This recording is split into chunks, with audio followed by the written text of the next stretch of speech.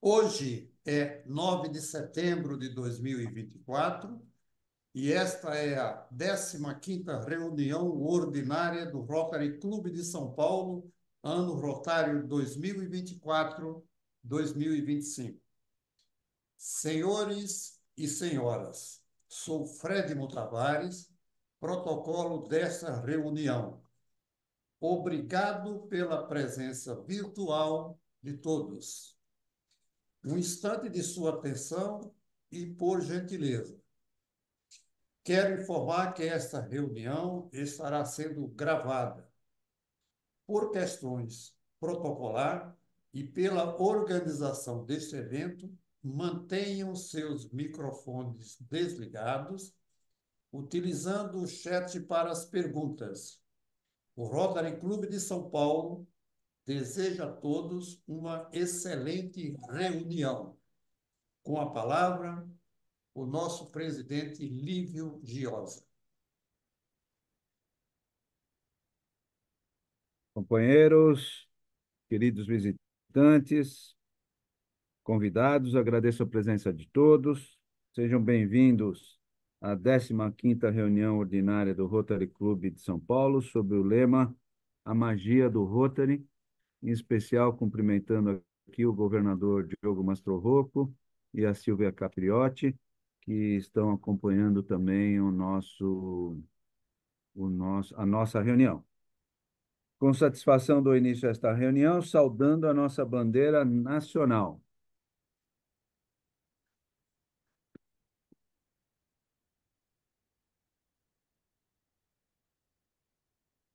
Obrigado pela saudação à bandeira. Mais uma vez, lembrar-lhes sobre a excelência da nossa prova quádrupla, especialmente sobre o que pensamos, dizemos ou fazemos nas nossas atividades pessoais, profissionais, empresariais, no nosso diálogo com a sociedade, sempre tentando expressar e responder adequadamente a estas 4 questões. É a verdade? É justo para todos os interessados? Criará boa vontade e melhores amizades? Será benéfico para todos os interessados? Sempre que possível, tenham à frente a prova quádrupla em todas as situações que vocês estiverem envolvidos e envolvidas e pensam exatamente na resposta adequada para estas 4 questões que sempre norteiam a nossa vida na sociedade. Quero passar a vocês agora, rapidamente, os avisos. Importante aí, por favor, acompanharem para que a gente possa estabelecer aqui uma oportunidade de estarem todos presentes nas atividades que o nosso clube terá nesses próximos dias. Então, para chamar a primeira atenção de todos, nós vamos ter no dia 20 de outubro a Caminhada da Paz na Avenida Paulista. E no dia 24 de novembro, essa mesma caminhada no Parque Vila Lobos. O que ocorreu nesse período é que no dia 20 de outubro nós comemoraremos também o Dia Mundial contra a Polio.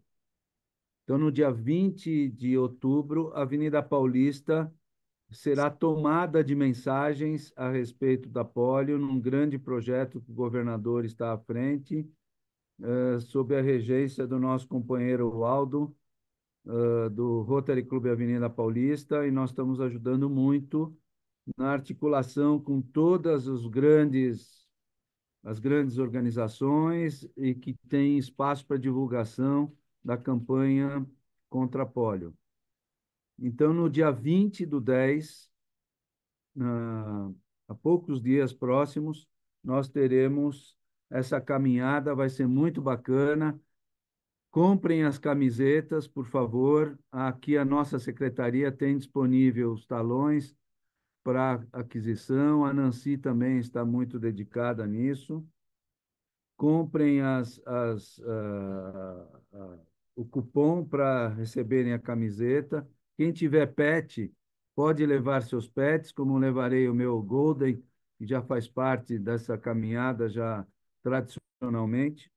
Então, por favor, se organizem suas agendas para o dia 20 de outubro, na Avenida Paulista, dia 24 de novembro, no Parque Vila Lobos.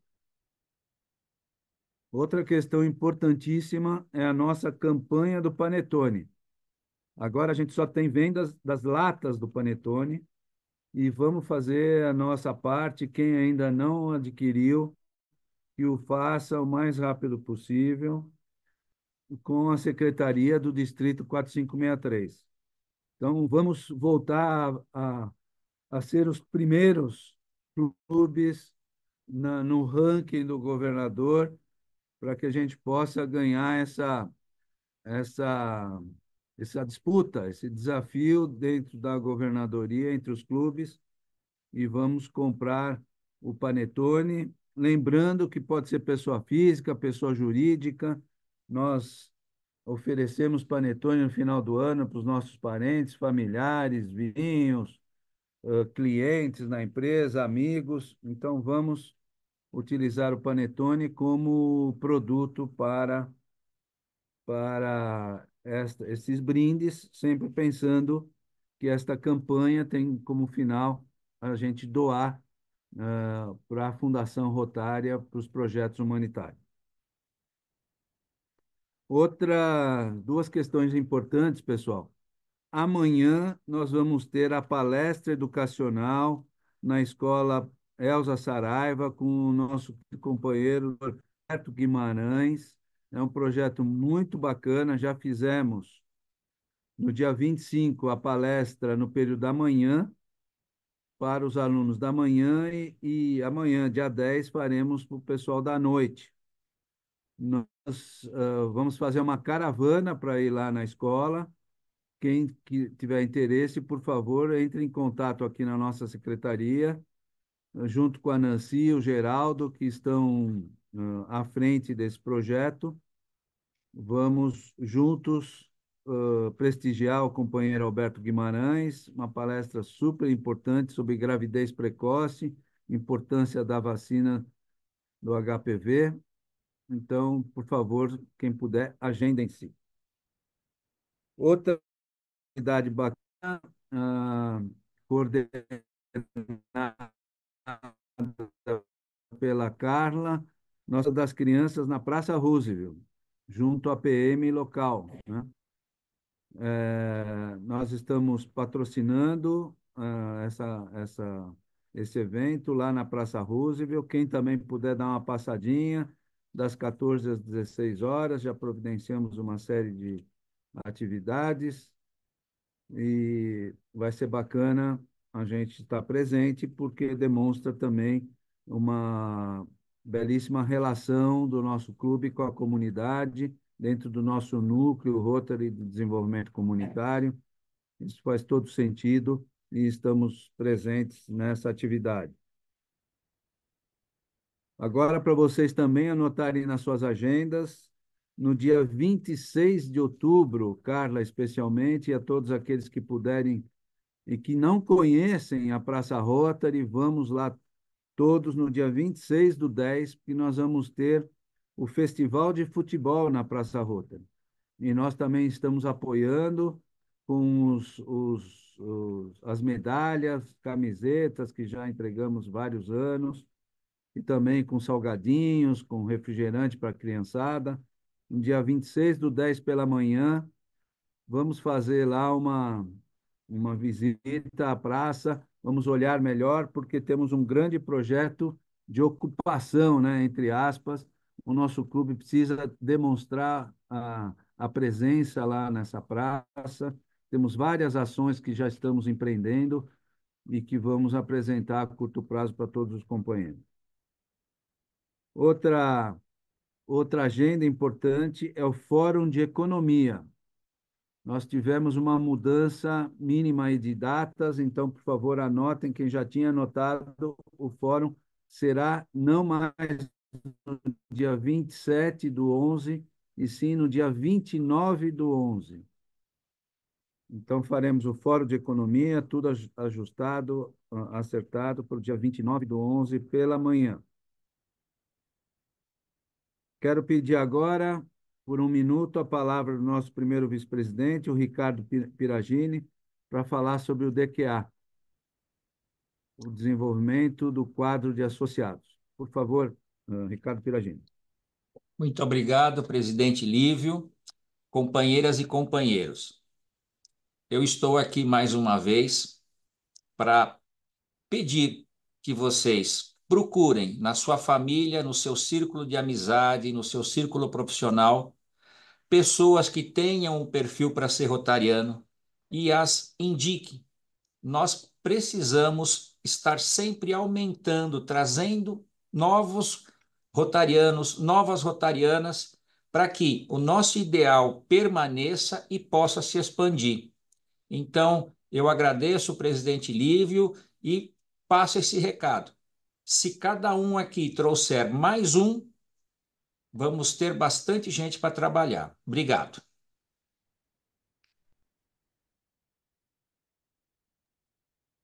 Uma Obrigado, pergunta, presidente Lívio. Ricardo. Sabemos da sua.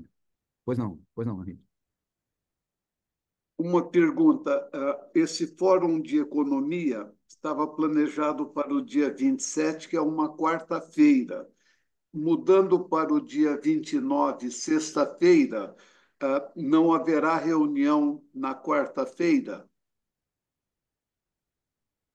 Eu vou colocar em votação hoje na reunião do Conselho Diretor, para nós decidirmos se faremos a transferência da reunião para sexta-feira ou mantemos na quarta.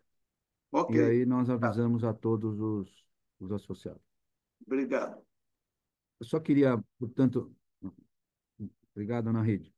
Só queria reforçar o pedido do Ricardo Piragini, a importância, minimamente, pessoal, de termos um nome de todos os nossos tantos pontos de relacionamento para que a gente possa tentar atrair novos associados para o clube, para que a gente possa estar assim com um número de associados ideal para o nosso clube, para o nosso distrito.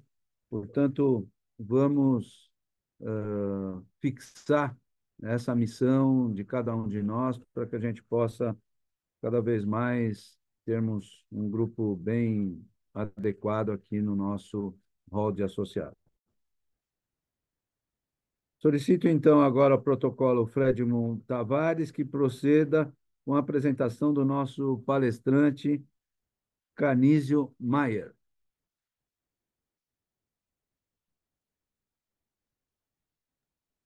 Muito bem, presidente.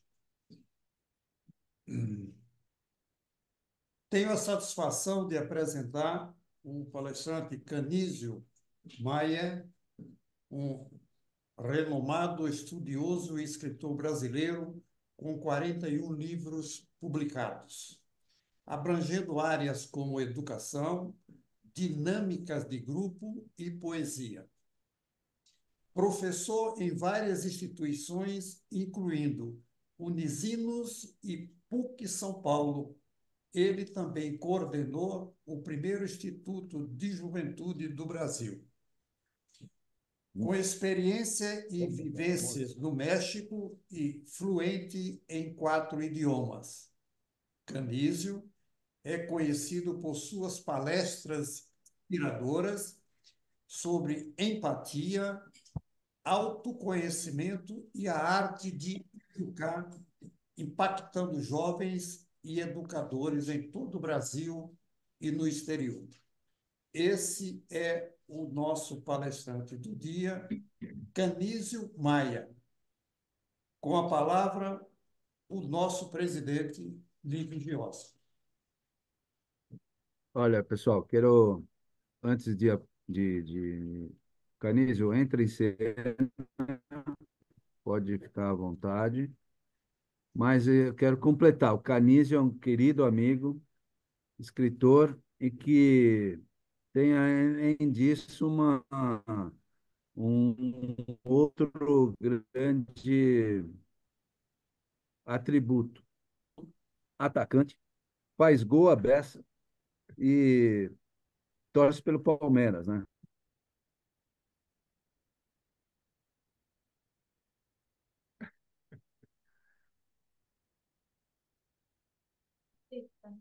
Posso entrar? Para uma vida saudável. Ah, Com Muito, vocês, o nosso querido amigo Canísio Maia. muito bem. Lívio, obrigado pela indicação, pelo convite. Quero abraçar todos e todas as presentes que estão aí nessa sala e gostaria de passar esses 20 minutos, pelo menos, ter uma conversa assim, de olho no olho, coração conectado com os corações de cada um de vocês. Eu só torço para dois times, viu, Lívia? Eu só torço para o Internacional de Porto Alegre e para quem joga contra o Grêmio. Então, essa é uma brincadeira que a gente faz Mas aqui muito. entre nós, você sabe, né? Aqui está tranquilo. E então é uma satisfação muito grande. Eu preparei um PowerPoint para facilitar a nossa apresentação e como essa palestra está sendo gravada, a gente vai poder tocar um pouquinho aceleradamente, mas sem atropelar. E depois, se alguém quiser retomar, como está gravado, fica mais fácil, né? A Gabi vai nos ajudar na colocação do PowerPoint, com algumas imagens, pequenos textos que facilitam a nossa reflexão. Então, pode colocar, Gabi. O Lívio já falou do tema, a relevância da espiritualidade para uma vida saudável. Pode colocar?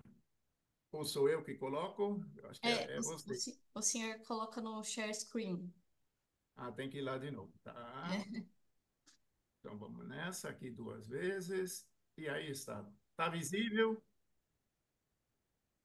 Dá Sim, para ver, Lívio, a imagem? Sim, Então, aí está o título. Eu sim, vou passando sim. as imagens Está. para a gente poder trabalhar isso de uma forma saudável. Então, eu preparei esses 8 blocos, são curtos para a gente poder refletir. Começar com um abraço de acolhida, depois situar um pouco a nossa temática da espiritualidade e da vida saudável, refletir com passando uma tríplice abertura, mergulhar no coração da simplicidade dos nossos mestres em se tratando dessa temática, e depois fazer alguns resgates, um poema sobre espelho embaçado, a natureza como oásis místico e um texto conclusivo, tá? Então, Gabi, eu vou pedir a você que você leia esse primeiro texto. Eu vi uma vez Claude Monet dizer: eu adoraria pintar como os pássaros cantam. Eu adoraria pintar como os pássaros cantam. Aí eu me inspirei e fiz esse texto aqui, que é a minha forma de acolher cada um e cada uma para esse momento. Pode ler, mas com emoção, Gabi. tudo bem. Eu adoraria viver como a coragem faz arriscar. Eu adoraria florir como o jardim perfuma e pintar como as esperanças novos sonhos costura. Eu adoraria escrever como a imaginação e a criatividade possibilitam, e amar como os desejos mais sinceros dentro de nós palpitam. Eu adoraria perder-me para melhor me encontrar, e reencontrar-me para mais decididamente avançar. Eu adoraria escutar como as estrelas agradecem e cantar como o sol e os pássaros nos amanhecem. Isso. Então, sinta cada um o meu abraço, para a gente poder, de coração para coração, refletir essa nossa reflexão sobre esse tema tão importante, né? O segundo bloco, então, é situando um pouco a nossa temática. Eu diria assim que todo ser humano tem uma mística ou uma espiritualidade de vida. Seja ele de que religião for, sensibilidade humana variada, continente, Eu diria mais, mesmo aquele que não acredita na transcendência em um Deus, ele também tem uma mística de vida, ele também tem algo que move o levantar da cama e enfrentar o dia. Porque a mística, a espiritualidade, ela não é um detalhe, ela não é um apêndice, mas ela, eu gosto dessa imagem da seiva que circula na árvore, que se alimenta da raiz e leva a vida para as folhas para produzirem oxigênio, para as flores poderem florir e perfumar ambientes e para produzirem frutos. Ela é que nem uma bateria de um relógio que faz mover o tempo e nos mover no tempo, mas não aparece. Ela é como um coração pulsante que vibra, que nos faz seguir o viver apesar e em tudo. Ela é como um núcleo de vida, ou como alguns filósofos chamam de potência de vida, que nos faz encarar a vida, as perdas, a finitude, as dificuldades, de cabeça erguida. No fundo, a espiritualidade nos faz pessoas diferenciadas. E uma citação que eu coloco, que sempre me impressionou, é de um teólogo alemão chamado Karl Rahner, que é um dos grandes expoentes da teologia. Ele dizia já no final do século passado que nesse milênio, que nós já vivemos 24 anos, ele diz, nesse milênio, ou nós seremos místicos ou não seremos nada. Eu creio que todos nós sentimos isso no nosso cotidiano, pessoas sempre mais vazias, pessoas barulhentas, mas sem conteúdo, sem mística, muitas vezes sem empatia, sem compaixão, sem solidariedade, né? Por isso que essa citação do Karl Rahner, ela nos impacta bastante. Agora, entender o que para nós significa ter uma espiritualidade capaz de tornar a nossa vida mais saudável, mais leve, mais intensa e mais inteira. Eu diria é a capacidade de se abrir amorosamente. Todas essas palavras são importantes. Nós somos capazes de nos abrir, não forçosamente, nem medrosamente, mas amorosamente, a três perspectivas de vida: ao outro, questão da alteridade; a outra alteridade é a natureza; e a terceira, a Deus, ou aquele que é capaz de tornar ou dar sentido à nossa vida, independente da sua sensibilidade mística ou religiosa, né? Agora, se você cultiva ou tem uma mística de vida que não te torna mais saudável, mais altruísta e mais gratuito, desconfie da sua espiritualidade. Ela não está alicerçada num fundamento divino, num fundamento da vida. Segundo lugar, o que nós podemos entender por vida saudável? Nós geralmente logo pensamos não termos doenças ou ter ausência de doenças, mas é muito mais. A vida saudável é um estilo de vida que promove o bem-estar. E, de novo, em um tripé físico, mental e social.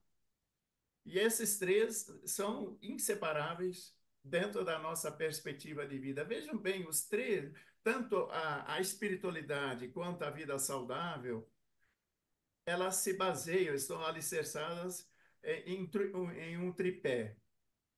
As duas são estilos de vida, portanto, são escolhas, não são coisas soltas que pousam nos nossos ombros, nos por acasos da vida, não. São decisões que coloca cada um de nós e coloca os grupos. Eu fiquei muito feliz com aquilo que o Lívio colocou no começo. Você vê que tem muita vida, tem muita frente de ação, né? Então, são escolhas consequentes que a gente faz. E é isso que torna a vida saudável, quando a gente para de andar de carona e pega o volante da nossa vida em nossas mãos. E aí nós entendemos que a paz não é um sentimento solto, mas a paz é fruto, é consequência de um estilo de vida que a gente leva.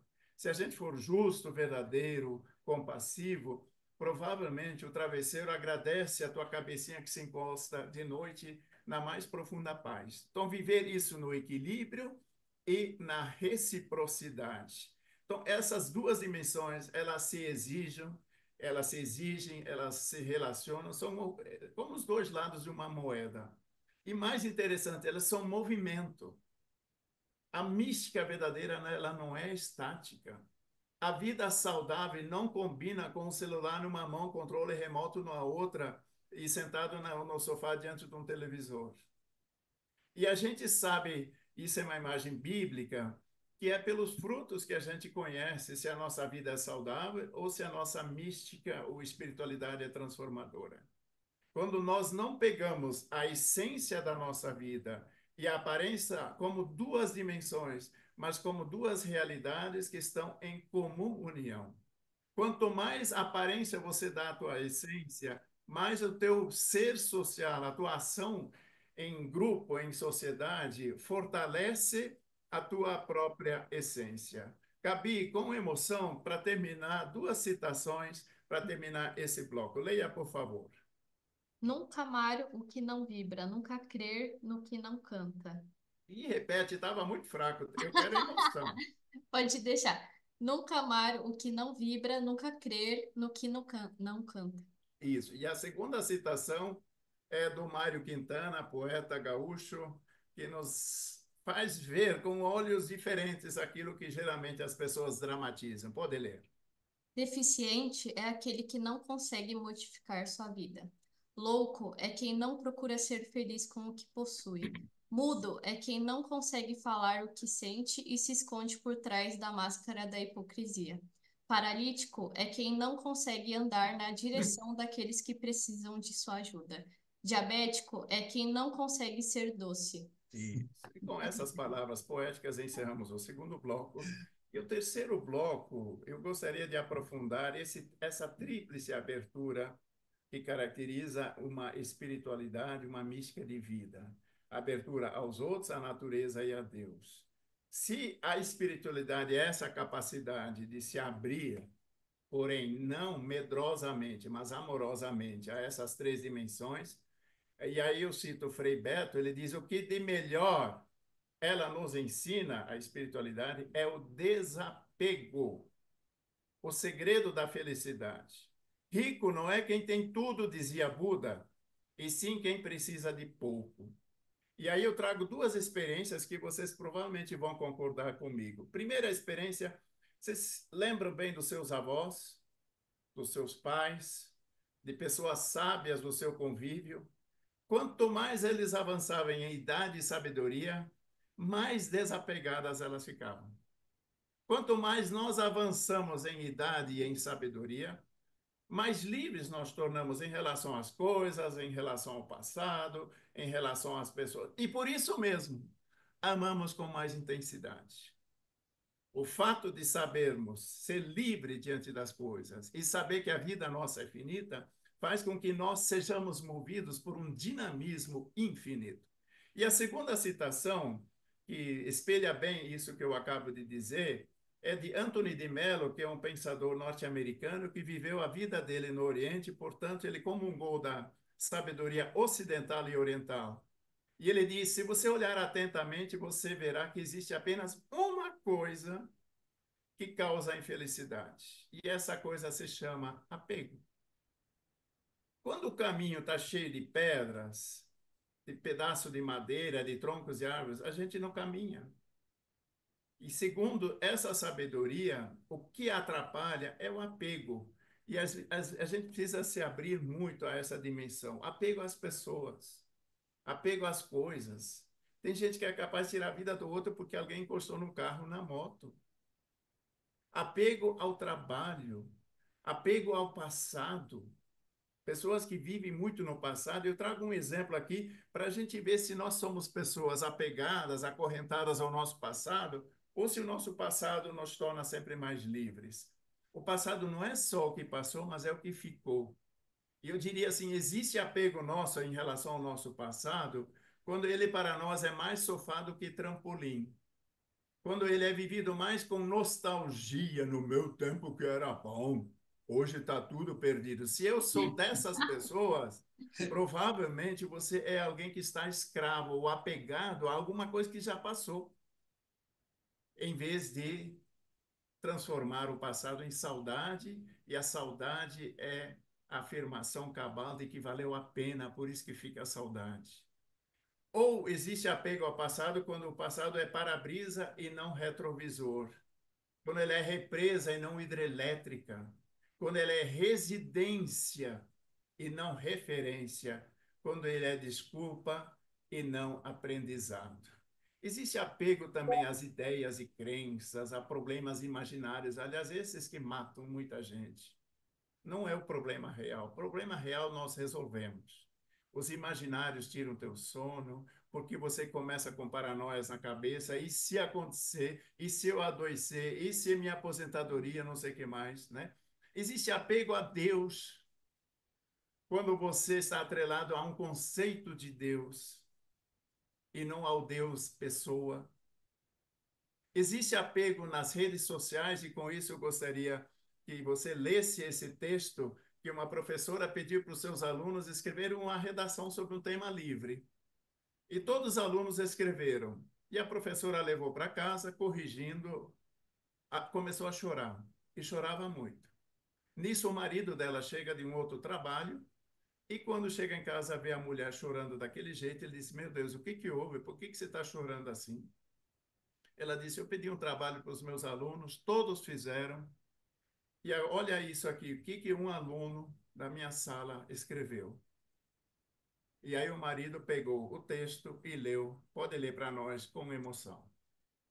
Papai do céu, eu quero ser um celular por causa dos meus pais. O Senhor precisa ver como eles têm paciência com ele, mesmo quando chegam cansados do trabalho, mas comigo não, vão logo dando bronca. Os olhinhos da minha mãe até brilham quando está olhando o celular. É lindo de ver. Eu quero que ela olhe para mim assim também. Continua? Quando estamos conversando e o celular toca, meu pai corta a nossa conversa no meio, mas nunca ele para de olhar para o celular para conversar comigo. Eles nunca têm tempo para brincar comigo, mas gastam horas vendo coisas no celular. Por favor, papai do céu, me transforme em um celular. Daí todo mundo vai ficar feliz aqui em casa. Muito obrigado. Amém. O marido terminou de ler, então, esse texto, deu uma de moralista de plantão, pegou a folha, jogou em cima da mesa, ele disse: Que vergonha. Por que que existem pais desse naipe, dessa categoria? Por que que então colocam um filho no mundo se não amam, se não dão atenção e não sei o que mais? Aí a mulher pegou na mão do marido e apertou bem, ele disse: Calma. Quem escreveu esse texto foi o nosso filho. Quem escreveu esse texto foi o nosso filho. Eu só trago esse texto para a gente perceber como nos últimos tempos a gente se tornou bastante escravo de telas. E a gente sabe como isso também tem implicância na educação, né? Não tem problema nenhum em sermos parceiros do celular, das telas, precisamos dele, né? Mas o problema é quando essas coisas nos têm, quando elas começam a comandar a nossa vida. E eu trago uma citação do Lee Champolsky, que é um psicólogo norte-americano, que diz que a felicidade não tem absolutamente nenhuma relação com o que você possui. Tem tudo a ver o quanto você é grato pelo que possui. Gente, isso é mais profundo do que a gente imagina. Quando você compra um carro novo, ele tem aquele cheiro maravilhoso. Vai uma semana, duas, um mês, depois o cheiro some e isso se tornou utensílio. Porém, a gratidão por tudo que você consegue na vida é que torna a coisa valiosa e eterna. É uma tríplice abertura, e essa, como eu já falei, deveria ser amorosa, movida pelo amor, pela liberdade, não pelo medo, não por leis, por obrigações, nem pela opinião alheia. É uma abertura corajosa ao novo, ao diferente. Eu nunca me esqueço de um aluno centenário da PUC, no dia que ele completou 100 anos, ele me convidou para comer um bolo. E você sabe o que que ele segurava na mão? A carteirinha de estudante dele, porque ele queria continuar vivendo como aprendiz. E essa abertura amorosa, corajosa ao novo, ao diferente, ao que quer ser inédito na nossa vida, é essencial e fundamental. E essa abertura ao outro é muito importante a gente entender que o outro não é extensão das minhas expectativas, nem prolongamento daquilo que eu penso, que eu sou e que eu acredito. Mas o outro deve ser aceitado e acolhido como outro. Os outros são verdadeiros espelhos onde nós nos vemos e nos reconhecemos. O melhor espelho é outra pessoa, é o teu filho, é teu neto, é a natureza. A abertura na abertura é no tipo de relação com o outro, é que o caminho nós nos encontramos conosco mesmo. Esse pensador francês, Jean-Yves Leloup, aliás, tem livros maravilhosos traduzidos aqui no Brasil, ele resume dessa forma: cuidar do outro revela o ser a si mesmo. Quando o ser conhece o outro, se conhece a si mesmo. Quando você deixa o outro ser outro. E quando você é diariamente aquilo que você deve ser no dia a dia. Abertura à natureza, nós não podemos esquecer que nós somos natureza, nós fazemos parte da natureza. E quando a natureza não é respeitada, ela é implacável, ela se vinga. Foi duro entender isso durante a minha filosofia, essa afirmação.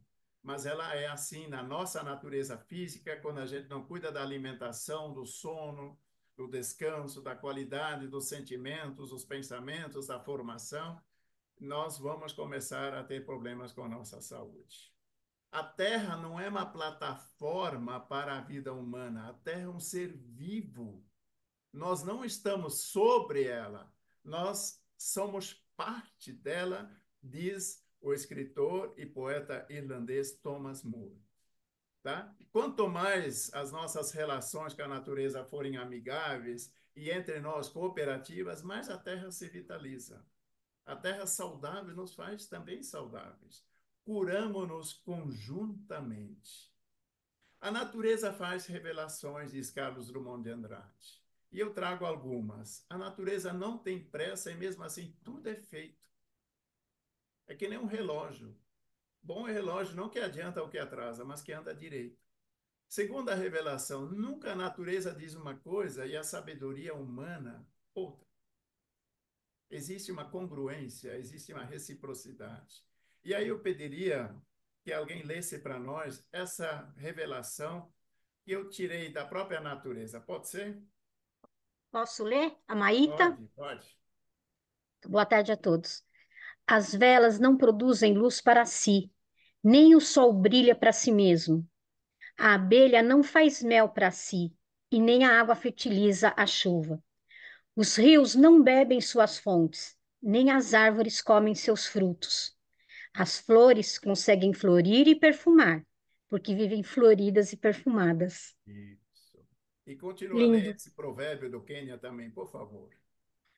Trata bem a terra. Ela não te foi dada pelos teus pais, foi-te emprestada pelos teus filhos.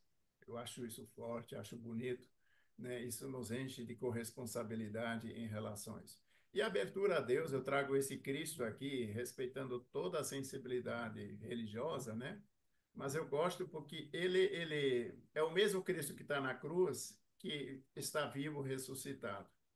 E é um Cristo sorridente. Ele fica em Xavier, na Espanha, no Castelo Xavier. Aliás, é por causa desse Francisco Xavier e por causa de Francisco Assis que o Papa tem o nome hoje de Francisco. Tá? E a nossa relação com o transcendente, com Deus, tem muito a ver com uma vida saudável. Em primeiro lugar, eu diria assim, é o tipo de relação que você tem com Deus que te condiciona positiva ou negativamente no teu dia a dia, na forma de ser e de se proceder. Se para você Deus é um ser extra, distante, um ser supremo, provavelmente essas pessoas são mais autoritárias, mais moralistas, mais movidas pelas opiniões alheias. Quanto mais você tem uma experiência de Deus na tua vida, no teu cotidiano, como diz Teresinha de Lisieux, alguém que caminha por entre as panelas, tão próximo que ele é, mais provavelmente você é uma pessoa democrática, empática, movida pelo amor e movida por você mesmo. E trago uma definição muito saudável do Voltaire, que dizia: eu acredito no Deus que criou os homens e as mulheres, e não no Deus que os homens criaram. Gente, vocês não têm ideia, se a gente fizer uma análise da quantidade de deuses que foram inventados nas últimas décadas, sobretudo no Brasil. Um Deus que não tem absolutamente nada a ver com o Deus revelado em Jesus Cristo. Não tem absolutamente nada a ver com Deus revelado em seus corações. Um Deus movido pelo ódio não é o Deus cristão. Um Deus movido pela violência, pela exclusão, não é o Deus de Jesus Cristo. Por isso que essas afirmações históricas de Karl Marx, dizer que Deus é o ópio do povo, ou Feuerbach, que dizia que Deus é a projeção do homem, elas fazem sentido porque não existe uma afirmação de um verdadeiro Deus. E aí eu trago alguns exemplos que eu acho que vai ajudar a ter uma relação saudável com a nossa transcendência. Primeiro, Deus não é um tapa-buraco e um coringa. A primeira manifestação de Deus, de Jesus Cristo como milagre, foi numa festa e não foi num velório. E por que a gente tem que ter essa ideia de que Deus é um Deus cara fechada, um Deus durão, um Deus moralista? Não tem nada a ver. Pela escritura, pela revelação histórica da tradição, não. Então, eu não preciso recorrer a Deus quando o carro perde o freio ou quando a gente está com problema de saúde, mas eu devo lembrar dele nessas horas também, mas também nos dias de festa, nos tempos de fartura. Deus não é coringa nem tapa-buraco. Ele não é comerciante nem é matemático. Deus se deixa amar, e esse é o critério de que nós amamos a Deus se nós amamos as pessoas em nossa volta. Fora disso, é ilusão. Tudo que fizerdes a um desses pequeninos, é a mim que o fazeis, diz Mateus 25. Deus se deixa encontrar. Feche um pouquinho os olhos, veja o que vocês encontram por entre as meninas. Deu para perceber? Fecha um pouco mais, afasta um pouquinho o rosto. O que vocês viram aí? Deus se deixa encontrar. É o rosto perfeito, né, de Jesus Cristo. Vocês também, terceiro exemplo, vocês nunca escutaram na vida pública de Jesus Cristo dizer, eu não tenho tempo. Vocês podem ler os 4 evangelhos, não tem essa citação. Por quê? Para ele e para nós, o tempo deveria ser uma questão de amor, de prioridade e de escolha. Eu fico, às vezes, assustado as pessoas dizerem, eu não tenho tempo, mas depois tem tempo para ficar 2 semanas no hospital. Sabe? E a gente sabe pela nossa experiência, se nós precisamos de ajuda, peça para alguém ocupado. Não peça para alguém desocupado, porque a pessoa ocupada vai encontrar tempo, a desocupada vai encontrar uma desculpa, né? Outra coisa que eu acho que ajuda muito nessa relação e torna a nossa vida sempre mais saudável é entender que Deus, na pessoa de Jesus Cristo, ele sempre via diante de si uma pessoa, não um afrodescendente, não um gordo, não uma prostituta, não um pecador. Ele via a pessoa. Por que nós cristãos, ou pessoas que nos chamamos às vezes de místicos, fazemos essas classificações? É a pessoa que deve ser amada.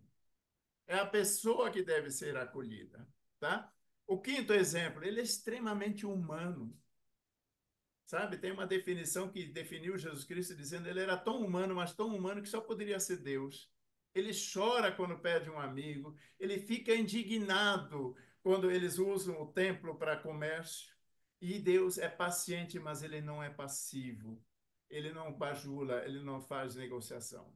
Deus é livre frente a tudo e a todos, todos os poderes, sejam políticos, religiosos, pessoas de ambos os sexos, não tem idade, não tem nada, ele ama a todos. E o mais importante, nós somos parecidos com Deus, não é quando a gente sofre, ou quando faz jejum, ou quando faz contagem de preces que a gente faz. Nós somos parecidos com Deus quando a gente ama. É isso que a gente deveria tatuar na nossa alma. Amar no dia a dia, com todas as pessoas que a gente encontra, seja o porteiro, o faxineiro, seja teu colega de Rotary, seja quem quer que seja que se encontra na rua, o amor a Deus passa por esse tipo de amor. E aí eu cito aqui o livro de Tiago, né? O amor está na fé traduzida em obras. E o absurdo desse dualismo e desse abismo. Pode ler para nós essa frase para não falar sozinho? Pode ser? O homem é a mais insana das espécies. Adora um Deus invisível e mata a natureza visível, sem perceber que a natureza que ele mata é esse Deus invisível que ele adora. Isso, olha, isso aí é a foto mais perfeita desse dualismo, desse abismo entre fé e vida. Não tem como separar, tá? Ou como diz Teresa de Calcutá, as mãos que ajudam são mais sagradas que os lábios que rezam. A minha prece está na forma de ser solidário. Faça isso e viverás. Aliás, o verbo que mais se conjuga na Sagrada Escritura é o verbo fazer. A liberdade está na ação, tá? E aí eu faço o quarto bloco. Quando tiver o meu tempo vencido, vocês começam a tossir, tá? Aí eu vou desconfiar. Quarto bloco, os nossos mestres, quando a gente fala em espiritualidade, deveriam ser as nossas crianças. Como diz o pai do existencialismo, Soren Kierkegaard, o homem seria metafisicamente grande se a criança fosse o seu mestre. Não a criança ser infantil, mas a criança enquanto é inteira, enquanto é verdadeira, enquanto ela está 100% presente. A criança enquanto é simples. Na criança, o cantar vem antes do falar. O olhar vem antes do pedir. O sorrir vem antes do andar e o confiar vem antes do se equilibrar. Nas crianças, o pintar vem antes do escrever e o conviver vem antes do exigir. Nas crianças, o olhar de amor e da vida saudável vem antes das telas. O compreender vem antes do criticar. Nas crianças, o estar juntos vem antes do correr e do apressar-se. O brincar vem antes do produzir. Nas crianças, o ser vem antes do aparentar. E o amar vem bem antes do reclamar, do classificar e do lamentar, tá? Vejam esses verbos aí em colorido. Como é que eu posso reinventá-los no meu dia a dia como adulto? Cantar, olhar, sorrir, bom humor, confiar, pintar, conviver, brincar, amar, ser. Este é esse o coração da espiritualidade que deveria nos mover. Alguém em voz masculina, lê para nós esse texto ali que eu escrevi, exatamente para nós acolhermos e abraçarmos com muito mais ternura e carinho a nossa criança interior. Pode ler. Eu vou ler. Dentro de cada um de nós há uma criança que nos move e nos abraça. Uma criança bem-humorada e feliz. Criança que brinca e nos faz sorrir também. Há uma criança amorosa e sem preconceitos. Uma criança que imagina e cria. Uma criança que ama pintar sonhos. Dentro de cada um de nós há uma criança que não tem medo do medo. Uma criança leve, livre, inteira e apaixonada pela vida. Dentro de nós há uma criança que é, ao mesmo tempo, meiga e forte, terna e firme, afetiva e focada. Uma criança que usa as lentes da gentileza e veste a pele do amor. Quando a gente fala em espiritualidade, é isso. É dar voz e vez à nossa criança interior. E a nossa criança interior é exatamente a nossa ternura, é a nossa afetividade, é o nosso amor que quer ser gesto. E aí eu trago alguns resgates que eu acho importante, porque a tradição eh, reduziu muito a vivência da espiritualidade a certos cultos, a certas celebrações. E a mística ela é muito mais abrangente, né? Ela pode estar na leitura de poesias, na escuta de músicas, pode estar no dançar, pode estar no uso dos sentidos e parar a escutar, não só de enxergar, de ver, mas também de contemplar as coisas que a gente encontra no dia a dia, de saborear as coisas, né? Pode estar nas caminhadas, em celebrações, no cuidado com a respiração, existem muitos exercícios da respiração, de puxar coisa boa para dentro e expirar o gás carbônico do medo e de diálogos místicos. Às vezes se conversa com certas pessoas e diz, meu Deus, que maravilha.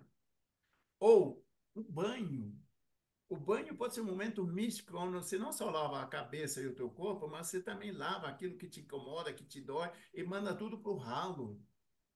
O banho pode ser um momento de mística muito interessante, um exame de consciência que você faz em forma de gratidão, tudo que de bom aconteceu no seu dia a dia, interpretar os sinais que precisam ser interpretados para o dia de amanhã.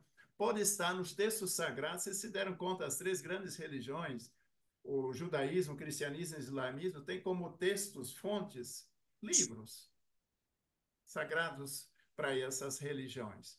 A escuta interna e externa dos nossos sentimentos, fazer circular a ocitocina, que é aquele hormônio que provoca prazer, de você surpreender alguém, de você viver a afetividade. Eu vi antes de começar o pessoal provocando abraços, que maravilha! A gente deveria ser muito generoso nesses abraços, nos toques, nos esportes, no lazer, nos animais de estimação. São verdadeiras escolas, né? Por exemplo, surpreender alguém com um presente. Na próxima reunião, levar uma caixinha de Ferrero Rocher para o palestrante, sabe? Surpreender positivamente. Ou você tem muitos gestos acontecendo que o pessoal paga pedágio, às vezes, de alguém que vem atrás de você e deixa dito, ó, diz para ele que eu paguei, está tudo bem. Sabe, essas coisas de empatia, de compaixão, que são muito interessantes. Ou fazer doação de sangue. Não só quando é um parente que precisa, mas como gesto de amor, né? Um segundo resgate que eu acho importante quando a gente fala em vida saudável e em espiritualidade é entender que nós não temos um corpo, mas nós somos um corpo que vibra, que chora, que dança, que toma banho, que descansa. E esse corpo que nós somos, ele precisa ser cuidado, porque é através desse corpo que nós estamos no mundo e na história. O corpo diz o que as palavras não podem dizer. Sempre que possível, toque-me, né? E aí uma outra, essa aqui eu vou pular por causa do nosso tempo, né, Lívio? Temos ainda uns minutinhos? Pode? Então, entender, por exemplo, que muitas vezes nós usamos sempre o verbo comparar, que eu acho que a gente deveria expulsar o verbo comparar do nosso dicionário. Não comparar filhos, não comparar netos, não comparar famílias.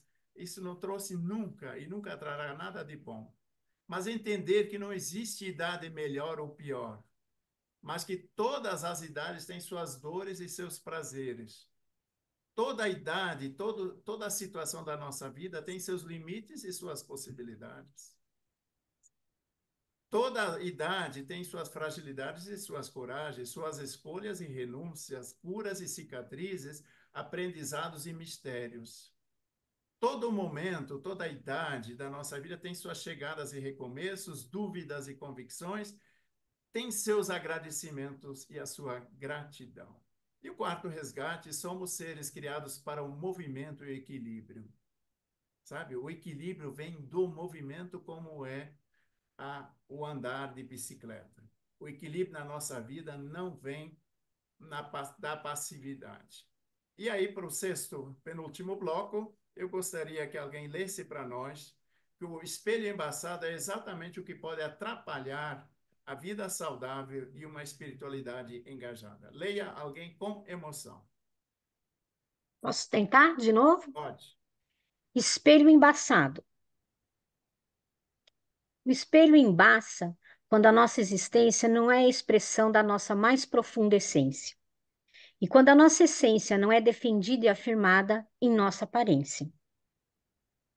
O espelho embaça quando vê alguma cara feia, escuta muito lamento. E quando tenta fugir de coerência que revela o nosso real comportamento.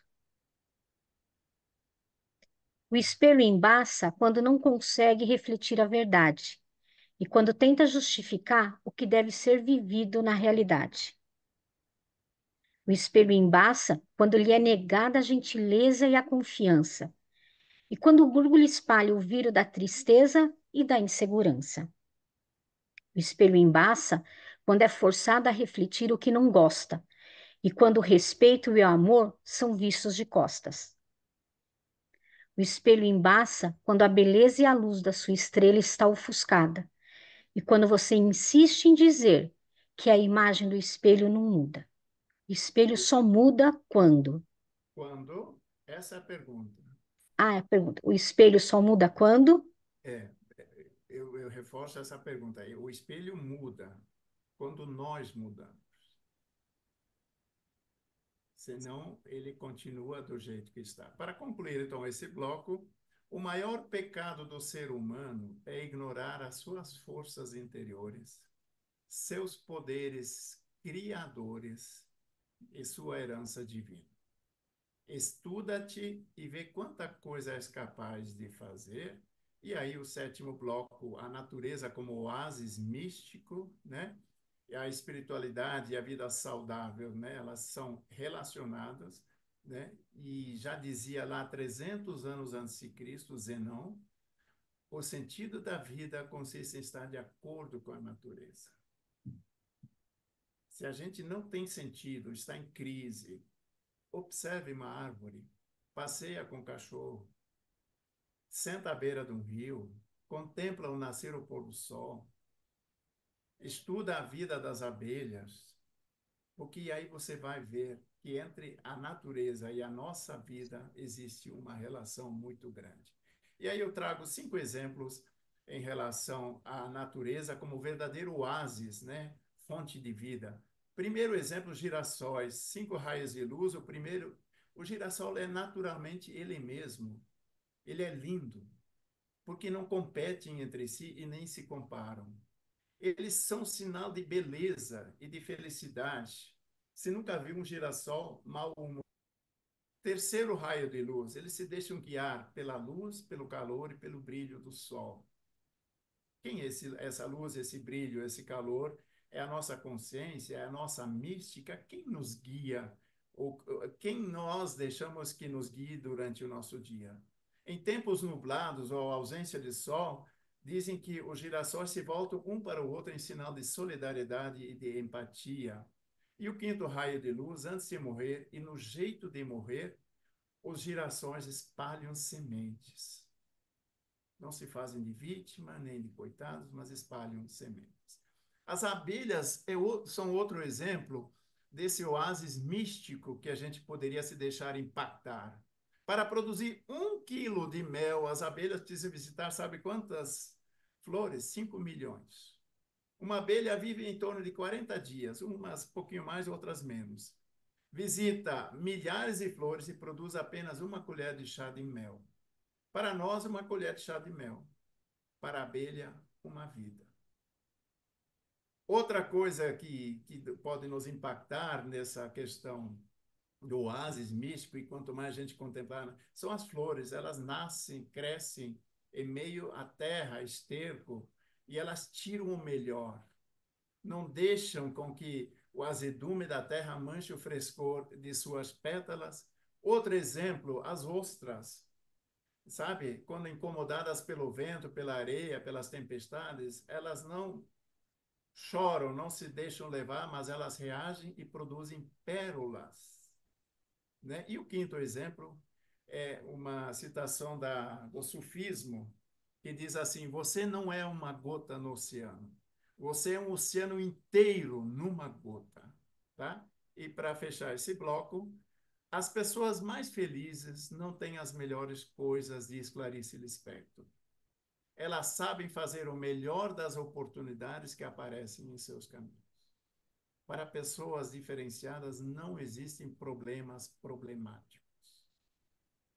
Mas todo problema, toda dificuldade é uma oportunidade. E para terminar, concluir com esse texto, As Surpresas no Pedir. Eu acho que sintetiza um pouco essa espiritualidade e essa mística de vida, né? Dentro dessa nossa reflexão. Eu pedi coisas e a vida me deu atitudes de vida. Eu pedi favores e ela me deu oportunidades. Eu pedi saúde e a vida me deu coragem. Eu pedi soluções e a vida me deu sabedoria. Eu pedi novidades e ela me fez saborear cada momento. Eu pedi respostas e a vida me fez novas perguntas. Que danada, hein? Eu pedi a graça de chegar e a vida me deu forças para continuar. Eu pedi lucidez para enxergar e ela me fez enxergar com lucidez. Eu pedi muito no entardecer e a vida me fez agradecer cada amanhecer. Eu pedi aventuras para amar e a vida me fez priorizar. Eu corria muito, insistia em falar e ela me ensinou a curtir e a escutar. Confesso que eu não recebi tudo o que eu pedi, mas eu sempre recebi tudo o que eu mais precisava. E muito obrigado. Pode tirar a tela, Gabi?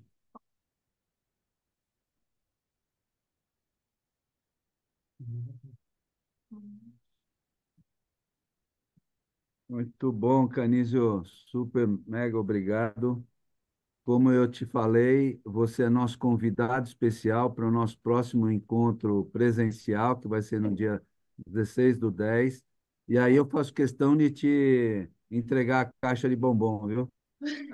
Ao mesmo tempo, traga os seus livros para o pessoal te conhecer e Tá, aí a joia. gente possa ter um diálogo mais próximo com você e com todos aqueles que estão nos acompanhando aqui nesse nosso encontro.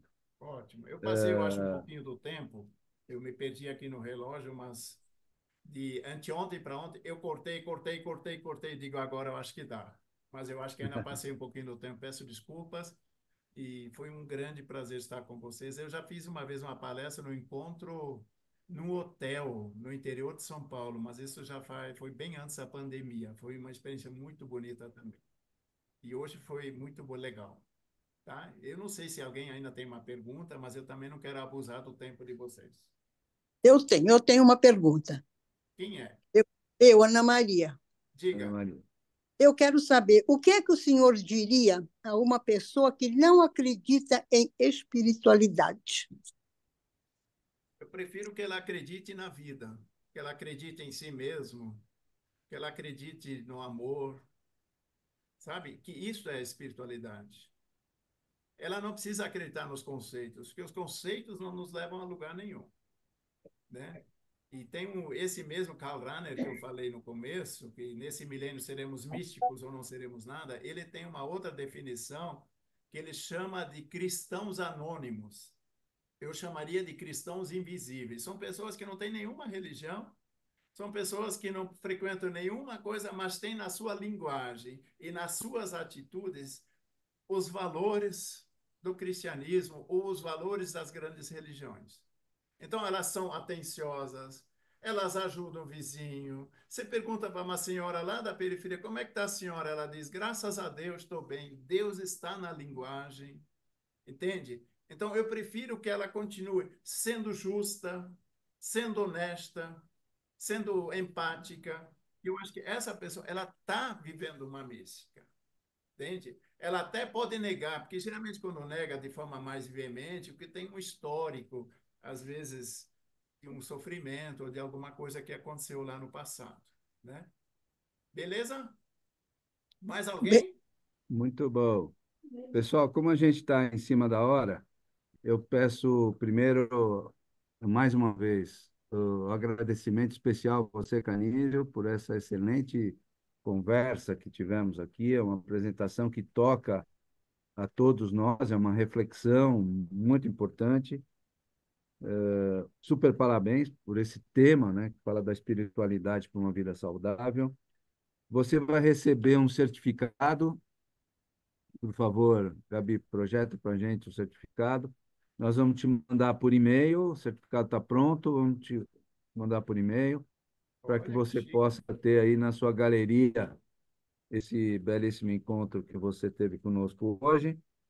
E, Fred, por favor, vamos em frente aí com a programação para que a gente possa cumprir agora o horário.